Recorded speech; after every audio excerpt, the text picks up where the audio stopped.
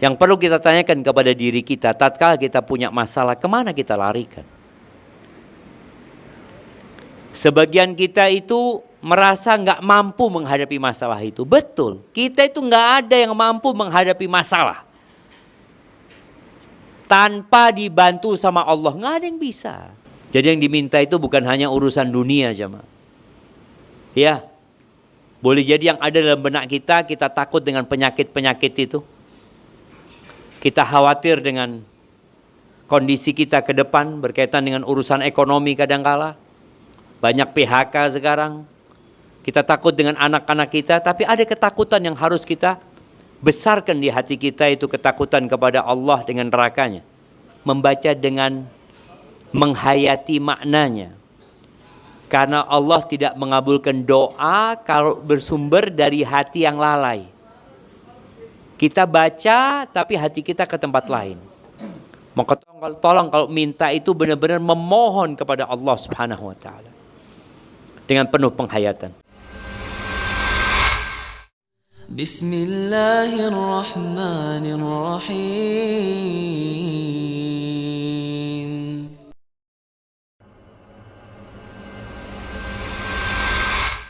Hari ini kita akan bahas tentang masalah doa ya.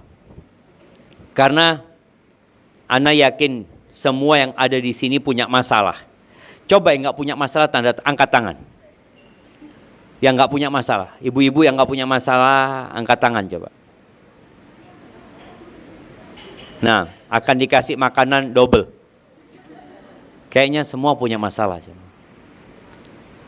Yang perlu kita tanyakan kepada diri kita, tatkala kita punya masalah, kemana kita larikan? Sebagian kita itu merasa nggak mampu menghadapi masalah itu. Betul, kita itu nggak ada yang mampu menghadapi masalah tanpa dibantu sama Allah. Nggak ada yang bisa. Makanya ingat panggilan azan saja, hayya 'alas shalah, kita jawabnya apa? La haula wala quwata illa billah. Nggak ada kekuatan, nggak ada yang mampu mendorong kita, memudahkan bagi kita untuk sholat kecuali Allah Azza wa Jalla. Hanya saja banyak di antara kita ketika punya masalah itu lebih memilih sebab daripada yang menciptakan sebab itu. Oke, orang kepingin sembuh ke dokter. Betul, nggak salah. Tapi pertanyaannya, apakah dokter menyembuhkan? Tidak gitu loh. Kenapa kita kemudian bergantung sama dokter? Bergantungnya sama Allah, ke dokter hanya sebab. Artinya kita tidak menggantungkan kepada dokter. Mau dokter yang di Singapura, mau yang di Penang, atau yang dimanapun, nggak ada. Kita berangkat berobat ke sana dalam rangka menempuh sebab. Tapi tetap hati kita bergantungnya sama Allah Subhanahu wa taala. Ada cerita seorang istri yang soleha ya. Apakah semua perempuan yang hadir soleha di sini? Semua ngaku soleha aja. Ada sebuah cerita yang disebutkan dalam kitab Al-Mustaghithin Billah. Orang-orang yang memohon pertolongan kepada Allah.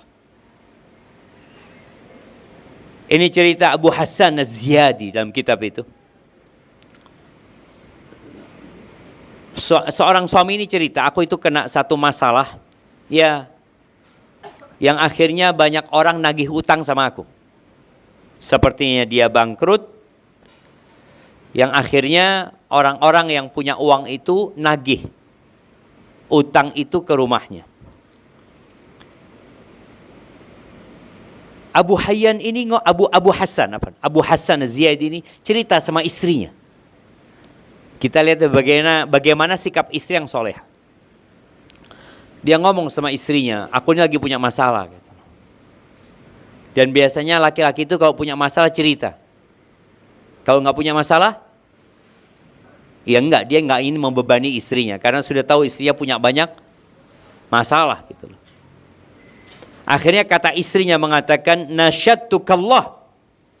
Aku bersumpah minta kepadamu atas nama Allah, engkau jangan kemana-mana kecuali minta sama Allah.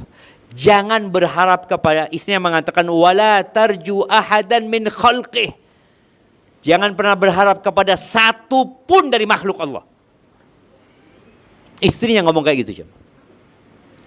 Akhirnya dia lakukan. Dia berdoa, dia mohon sama Allah terus. Subhanallah. Tahu-tahu jamaah, ada seorang laki-laki yang datang kepada dia dari Khurasan. Kayaknya lewat Irak mungkin ya. Dari Khurasan, daerah Iran sana. Mau berangkat haji. Dia mau berangkat haji. Artinya berangkat ya di bulan, mungkin bulan Syawal ya, bulan Dzulqa'dah. Dia mau berangkat haji. Kemudian karena dia ngelihat Abu Hayyan ini orang soleh, Abu Hasan orang soleh, dia ngomong, aku mau titip uang sama engkau. Tapi nanti kalau aku mau pakai, aku akan ambil. Dia mengatakan, aku akan berangkat haji, pulang haji. Dia titip uang, pulang haji mau diambil. Karena takut uang itu ditaruh di rumah, mungkin nanti ada masalah, dia titipkan. Nanti pulang dari haji, aku ambil. Engkau mau pakai fadhol, tapi pulang haji, uangnya harus ada. Subhanallah, diambil ini uang jamaah. Tadi, ketika kita bergantung sama Allah, Allah akan gerakkan makhluknya untuk membantu kita. Diambil, nggak tahu orang ini kalau Abu Hasan punya masalah. Diambil tuh duit, akhirnya dia lunasin utang-utangnya. Paling tidak bisa bernafas selama musim haji. Kan orang ini pulang haji insya Allah masih lama dia gitu kan. Kemudian tahu-tahu orang itu datang jemaah, nagih utangnya.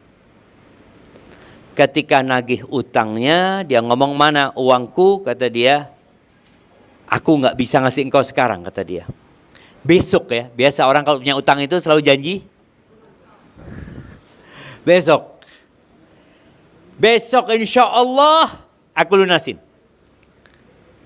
Kemana Abu Hasan? Ke istrinya lagi. Subhanallah ya. Ni'maz zaujatu salihah. Kalau punya istri salihah itu Masya Allah. Tenang suami itu. Dia datang ngomong sama istrinya. Kondisinya seperti ini. Apa kata istrinya? Irji ilallah. Kembali engkau kepada Allah. Minta lagi sama Allah Azza wa Jal. Falaysa yamliku kashfa hadzal karb anna ghairuhu. Nggak ada yang bisa menyelesaikan kesulitan kita kecuali dia. Kita tuh kadang-kadang kalau punya masalah, kita cari orang sudah. Oh mungkin fulan bisa bantu kita. Mungkin fulan bisa bantu kita. Kita cari itu. Allah terakhir. Kalau sudah nggak bisa baru. Ini sang istri mengatakan dari awal sudah ngasih tahu nggak ada yang bisa menyelesaikan masalahmu kecuali Allah. Dan betul coba. Apa kata Abu Hasan, faraja'tu atadarra ila Allah azza wa jalla fi tilka al-lailah. Malam hari itu aku doa minta sama Allah Subhanahu wa taala agar dimudahkan urusannya, diangkat balaknya. Pokoknya semua doa dia panjatkan. Dia minta sama Allah Subhanahu wa taala. Selesai itu usaha. Dia cerita, faraqibtu baghlagti fil ghalas. Aku naik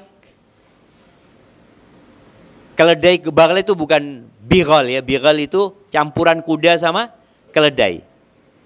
Aku naik di waktu ya subuh atau habis subuh. Dan aku nggak tahu mau kemana. Pokoknya jalan. Kemudian aku nyebrang sungai. Menuju ke daerah namanya Maghram. Dan dia mengatakan, aku itu nggak tahu mau kemana. Pokoknya aku jalan aja sudah. Wastaqbalani rajulun rakib. Tahu-tahu ada orang naik kendaraan juga, jumpain aku. Orang ini ngomong, aku diutus untuk jumpain engkau, kata dia. Waman ba'athak. Siapa yang ngutus engkau, kata dia. Kata dia Dinar bin Abdullah. Dinar bin Abdullah namanya. Akhirnya karena diutus untuk jumpai Dinar, berangkatlah menjumpai Dinar. Ketika duduk ketemu sama Dinar ini, Ibn Abdullah, dia tanya, masalahmu apa gitu loh. Gimana kondisimu sekarang, kata dia. Fakultu lahu, katanya Abu Hasan mengatakan, loh aku yang mau tanya sama engkau. Kenapa engkau kirim orang agar aku jumpain engkau? Terus kenapa engkau tanya tentang urusanku gitu loh. Ada apa ini? Gitu. Kata Dinar bin Abdullah, manimtu hadhil lailah illa atani atin. Aku semalam setiap tidur ada orang yang datang sama aku. Mimpi, kata dia. Yaqulu Abu Sufyan az-Ziyadi. Abu Hasan atau Abu Sufyan az-Ziyadi. Ta'arraf khabarahu waqfihi ma'ahammahu. Dalam mimpiku ada yang mengatakan, engkau jumpain Abu Sufyan az-Ziyadi. Engkau cari kabar tentang dia dan engkau cukupin urusan dia. Bayangkan ya, Allah itu akan bikin sebab. Nih orang nggak tahu apa urusannya fulan ya. Istri cuma ngomong, kok nggak usah cerita siapa-siapa gitu loh. Cerita sama Allah gitu loh. Cerita aja sama Allah. Akhirnya baru Abu Sufyan atau Abu Hasan ini cerita. Masalahku seperti ini. Lalu Dinar bin Abdullah ngomong sama anak buahnya, datangkan 200.000 dirham. 20.000 dirham. 20.000 dirham itu kira-kira 2.000 dinar. 2.000 dinar itu 8 kilo seperempat. Enggak, 8 kilo setengah. Emas. Dikasih 8 kilo setengah emas. Kata dia, maka aku pulang. Ternyata dia berangkat tadi mau subuh, belum sholat subuh dia. Akhirnya dia pulang ke rumahnya, aku sholat subuh. Yang nagih utang itu, aku kasih semua uangnya dia. Lunas, masih ada sisanya. Dan alhamdulillah, aku cukupin keperluan keluargaku. Walhamdulillahi kasyaful karb. Segala puji bagi Allah yang menyingkap segala kesulitan. Jadi tolong kita itu kalau punya masalah, jangan kemana-mana. Kalaupun kita menempuh sebuah sebab, jangan sampai kita bergantung sama sebab itu. Kadang-kadang kita ngomong, oh aku kenal fulan, aku kenal fulana, aku tahu sama fulan, mungkin fulan bisa bantu, mungkin, yang pasti bisa bantu kita nggak datang. Kita datang ke yang mungkin bisa bantu, yang pasti bisa bantu siapa? Cuma Allah. Tuh fulan itu semuanya nggak akan bisa bantu kita kalau Allah katakan enggak. Sampai Nabi SAW mengatakan wa'lam annal ummata, ketahuilah kalau seluruh umat manusia itu berkumpul bersatu padu ala ayyanfa'uka bisyai, dalam rangka memberikan manfaat kepadamu, nggak akan bisa ngasih manfaat kecuali Allah sudah menakdirkan yang buat engkau. Tapi sebaliknya, kalau mereka berkumpul untuk membahayakan kita, semuanya bersatu padu, nih sekarang ada 8 miliar manusia. Kalau 8 miliar manusia bersama presiden-presidennya, menteri-menterinya mau membahayakan kita. Kalau Allah katakan tidak, tidak. Kok bisa kayak gitu? Memang lillahil amru min qabl wa min ba'd. Urusan ini semua milik Allah. Bicara doa, yang anak ingin kita itu, kalau berdoa memohon kepada Allah, ya belajar juga tata cara berdoa, ada berdoa ya. Sampai ada seorang juga yang punya anak perempuan, setiap yang melamar itu selalu nggak jadi. Dilamar nggak jadi, dilamar nggak jadi, dilamar nggak jadi. Ya udahlah. Akhirnya bapak ibu itu ngomong, sudah, yuk malam ini kita berdoa minta sama Allah. Kata suaminya, aku akan doa dari habis isya sampai tengah malam. Aku akan baca la haula wala quwata illa billah. Nanti aku bangunkan engkau. Engkau lanjutkan sampai subuh. Baca jemaah. La haula wala quwata illa billah. La haula wala quwata illa billah. Benar-benar pasrah sama Allah. Sampai tengah malam. Istrinya dibangunkan. Ayo engkau lanjutkan. Sampai subuh. Besoknya Allah kirimkan laki-laki melamar putrinya. Nikah jemaah. Cuma kita itu setengah-setengah sama Allahnya. Lebih berat sama sebab. Sebab itu oke kita jalanin. Sebagian yang mau nikah mungkin anaknya belum nikah. Kita jalanin sebabnya. Kita ngomong sama orang, anak punya putri ya. Kalau mungkin ada yang mau menikah, tafadhol. Anak-anak sudah waktunya menikah. Umpamanya seperti itu. Tapi jangan bergantung sama manusia gitu. Adapun doa yang jangan dilewatkan. Ada sebuah doa yang diajarkan Rasul sallallahu alaihi wasallam.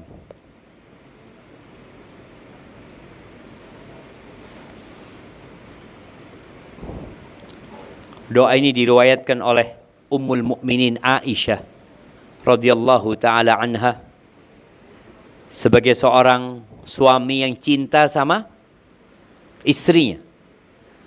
Ibu-ibu pernah nggak dikasih doa sama suaminya? Nah, pernah nggak dikasih doa sama suaminya?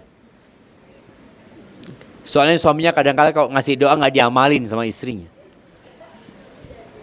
Jadi kadang-kala istri itu merasa suaminya bukan ustadz. Padahal kita tahu suaminya adalah pemimpin di rumah ya. Hendaklah diposisikan sebagai pemimpin. Nabi alaihissalatu wassalam mengatakan kepada Aisyah. Ini hadis riwayatkan Imam Ahmad ya, Ibnu Majah dan Imam Bukhari dalam kitabnya Adabul Mufrad. Nabi mengatakan alaihissalatu wassalam, ya Aisyah, wahai Aisyah, alaiki bijumalid du'ai wa jawami'i. Engkau kalau mau berdoa itu berdoalah dengan doa-doa yang global yang mencakup semuanya.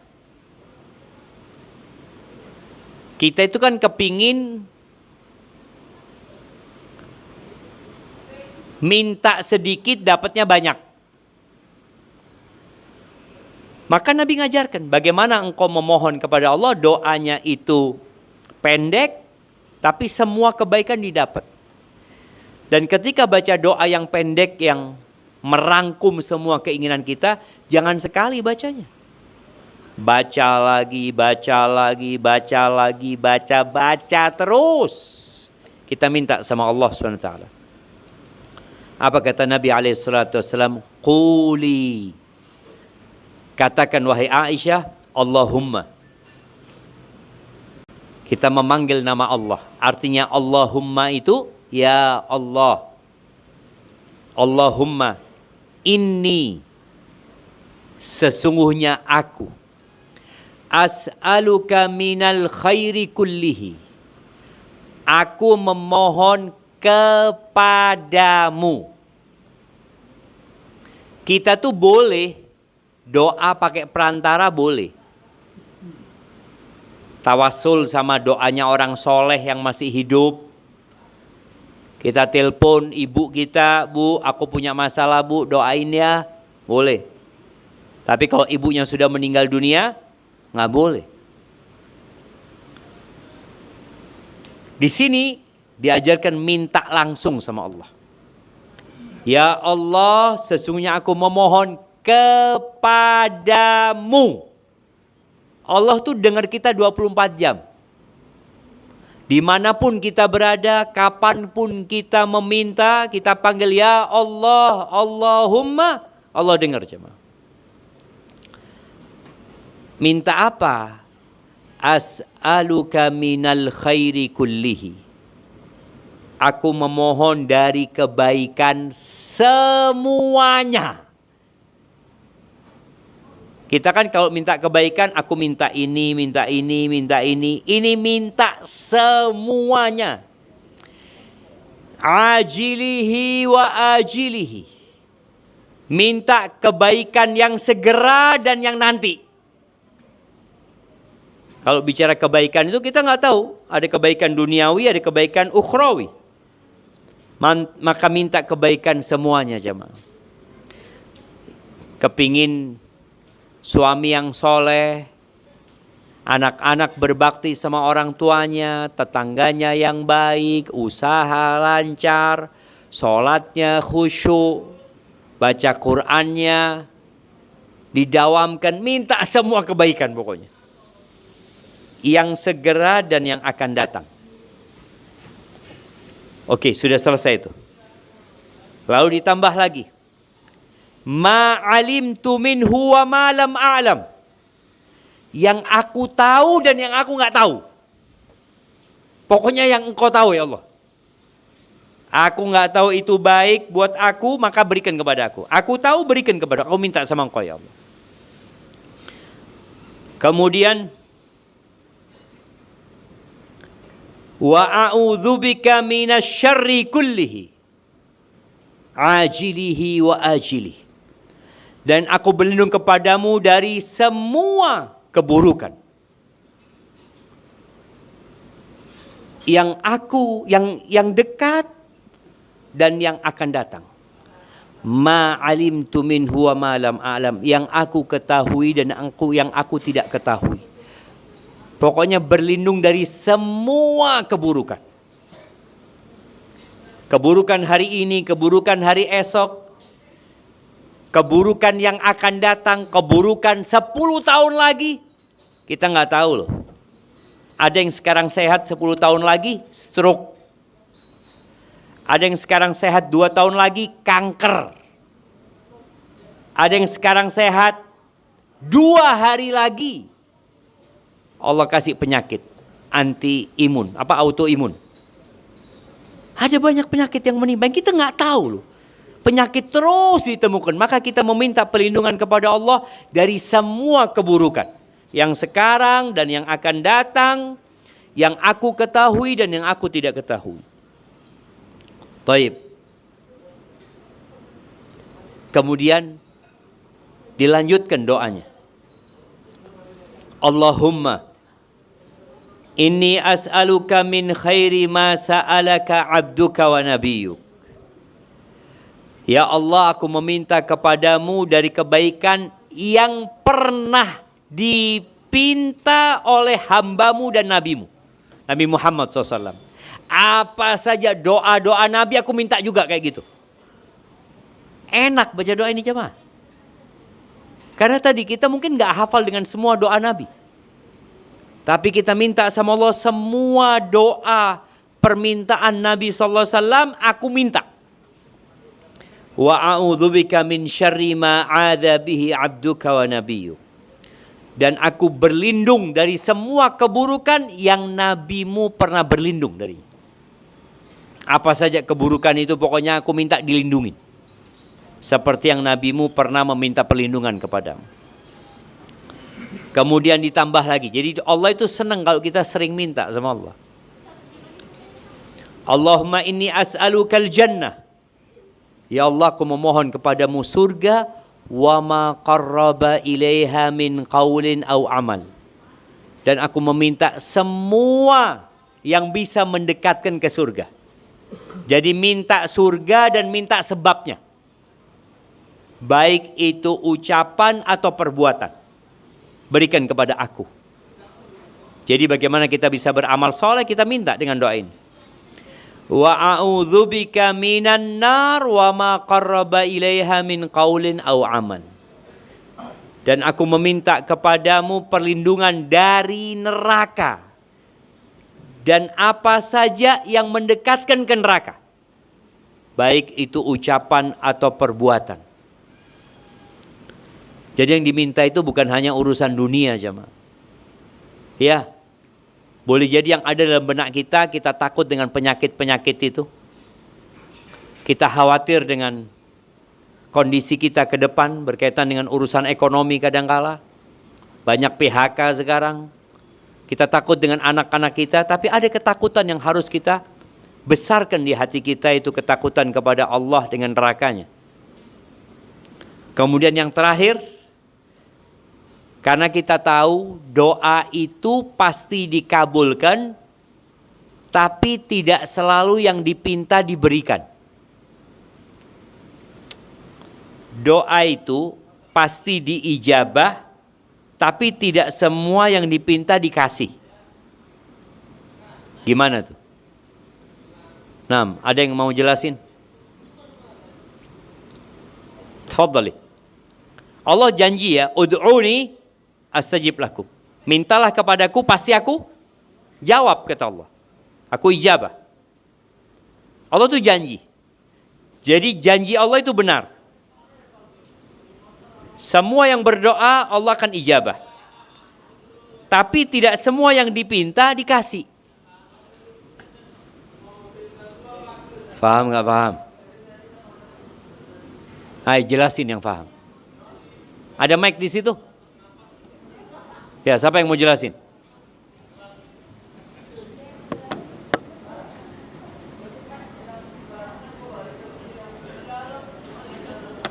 Naam, tafadhali.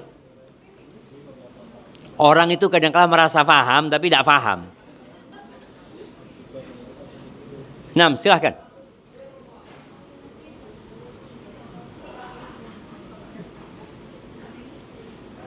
Tafadhali ya. Naam, silahkan. Siap.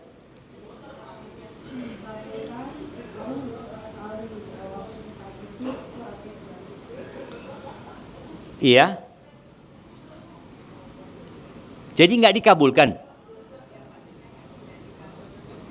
Loh, katanya Allah janji mau diijabah.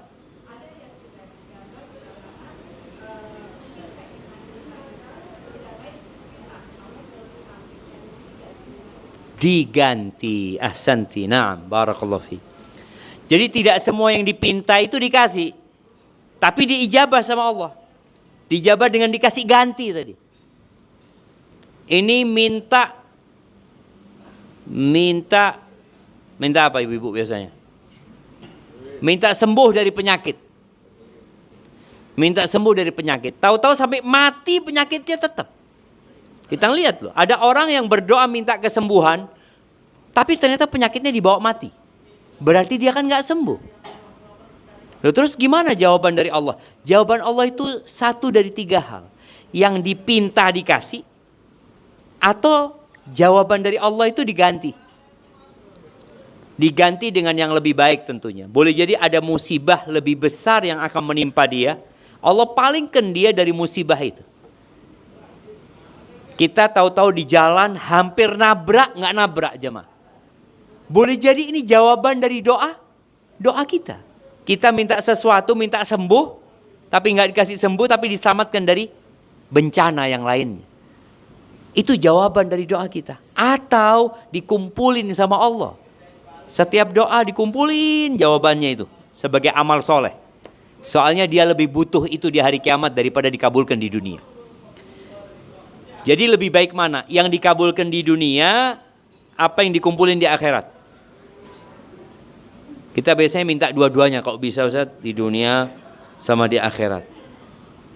Makanya di doa terakhir ini, setelah kita minta semua kebaikan, berlindung dari semua keburukan, terakhir ditutup wa as'aluka an taj'ala kulla qada'in qadaitahu li khairan.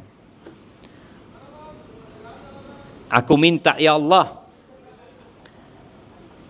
agar semua ketentuanmu, semua takdir yang engkau tetapkan buat aku baik buat aku. Baik. Karena tadi boleh jadi kan sesuatu yang kita tidak sukai. Tapi boleh jadi yang kita sukai itu buruk buat kita. Yang kita tidak sukai itu baik buat kita. Maka kita minta sama Allah apapun takdirnya jadikan itu baik buat aku ya Allah. Maka semoga kita bisa mengamalkan doa ini. Kapan dibacanya? Bebas. Tapi usahakan ketika membaca itu, membaca dengan menghayati maknanya. Karena Allah tidak mengabulkan doa kalau bersumber dari hati yang lalai. Kita baca tapi hati kita ke tempat lain. Maka tolong kalau minta itu benar-benar memohon kepada Allah Subhanahu wa taala dengan penuh penghayatan. Barakallahu fiik. Itu hadis yang Nabi ajarkan kepada istrinya Aisyah radhiyallahu taala anha, dan kita yakin ya, Aisyah mengamalkan dan memohon kepada Allah. Tapi ternyata Aisyah sampai mati nggak punya anak, jemaah. Aisyah itu sampai meninggal dunia nggak dikasih anak. Padahal suaminya adalah Rasulullah SAW. Bapaknya adalah Abu Bakar. Nanti kalau bicara doanya mustajab, ya mustajab lah, doanya Nabi, doanya Abu Bakar, doanya Aisyah sendiri. Tapi Allah nggak kasih. Pasti dikasih ganti yang lebih baik. Sampai hari ini ada kira-kira 2000 hadis yang diriwayatkan dari Aisyah yang umat merasakan bagaimana berkahnya Aisyah radhiyallahu taala anha. Boleh jadi karena Aisyah nggak ngurus anak, ya nggak sibuk sama anak, akhirnya dia sibuk mengajarkan ilmu yang dia dapat dari rumah Nabi Muhammad sallallahu alaihi wasallam. Maka terus berbaik sangka sama Allah ketika yang engkau inginkan tidak dipenuhi, tapi yakin diijabah sama Allah dengan dikasih ganti yang lebih baik.